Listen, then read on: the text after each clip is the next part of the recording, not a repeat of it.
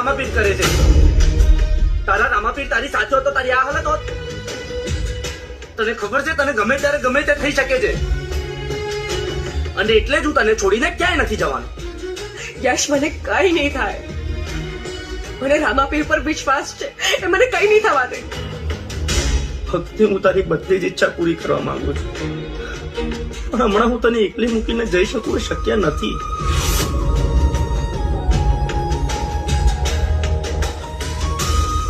તું કેમ નથી સમજતી?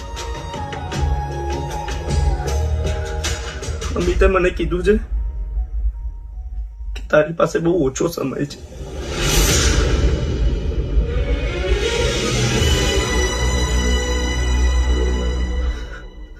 અને તને હજુ રામાપીર છે.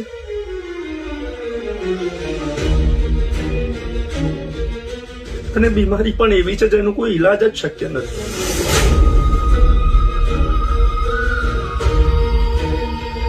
જો તારા રામાપીર સાચે હોત ને તો તને આ બીમારી જ ના થઈ હોત.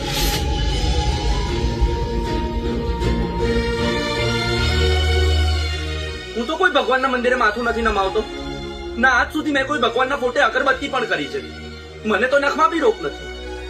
અને તું ભક્તિ, દિવસ રાત રામાપીર અને તને જો ભક્તિ, તને એવી બીમારી છે જેનું કોઈ ઈલાજ પણ શક્ય નથી.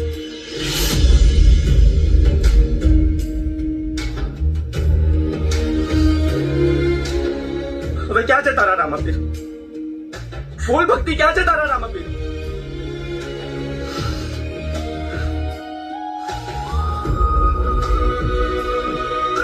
આમ સોરી, પણ ભક્તિ આજ સુધી મેં તને કઈ જ નથી કીધું.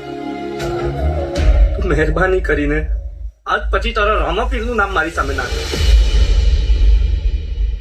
યશ, મને મારા બીમારી વિશે ખબર છે.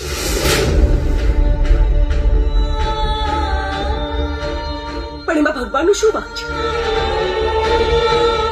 હું તો એવું માનું છું કે હું આ બીમારીમાં 9 મહિના સુધી સર્વાઈવ કરી શકી અને આપણા બાળકને જન્મ આપી શકીશ. તો એ ભગવાન છે તો જ શક્ય છે.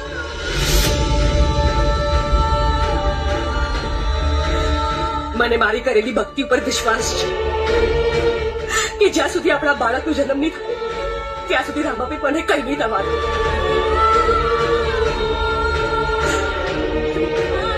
અને કદાચ મને કઈ થઈ પણ ગયું તો પણ યશ, આપણા પ્રેમની નિશાની તમારા સાથે જ રહેવાની ને.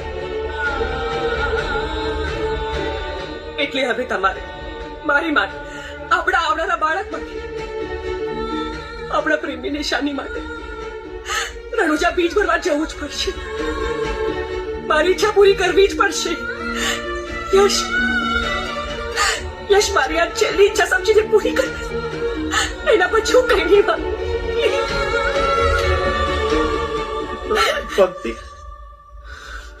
ભક્તિ, તો પ્લીઝ રડીશ નહીં. આઈ એમ સોરી. હું તારા અને આપણા બાળક માટે જઈશ રણુજા બીજ ભરવા.